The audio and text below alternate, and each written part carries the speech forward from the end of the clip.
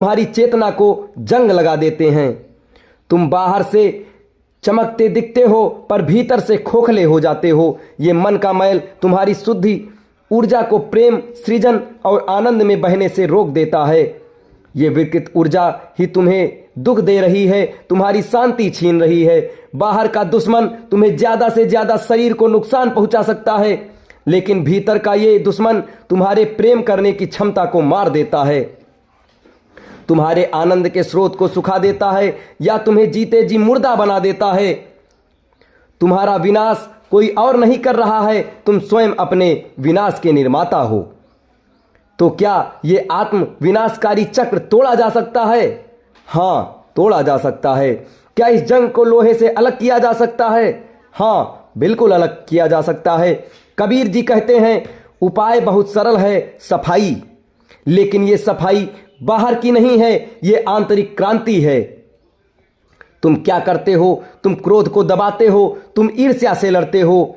दबाने से क्या होता है? वह कूड़ा कचरा और सघन होकर और विषैला होकर तुम्हारे अवचेतन के तहखाने में बैठ जाता है।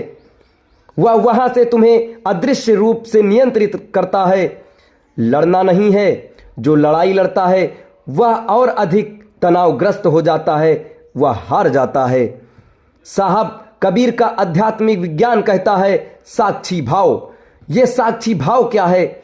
यह मन के मैल को साफ करने की परम और सबसे सरल विधि है।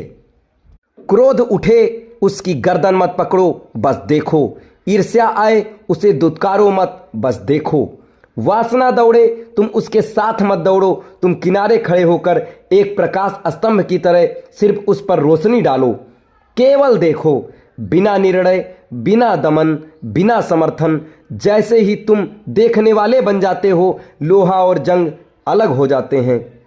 जब तुम सिर्फ देखते हो, बिना दबाए, बिना समर्थन किए, तो एक चमत्कार घटता है। देखने वाला लोहा और देखी जाने वाली चीज जंग के बीच एक सूक्ष्म दूरी पैदा हो जाती है। यही दूरी मुक्ति है, यही दूरी सफाई है।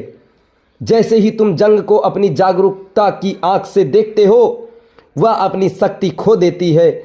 जागरूकता की अग्नि में वह वाष्पित हो जाती है, उड़ जाती है। उसे छिपने की जगह नहीं मिलती। याद रखो, तुम वह जंग नहीं हो, तुम वह शुद्ध शक्तिशाली लोहा हो। और यह मैल, ये जंग सिर्फ तुम्हारी असावधानी, तुम्हारी नींद का परिणाम है। जागो और देखो, जब मन का मैल धुल जाता है तो तुम वही हो जाते हो जो तुम मूल रूप से थे, निर्मल, शांत, आनंदमय। मन को बदला नहीं जा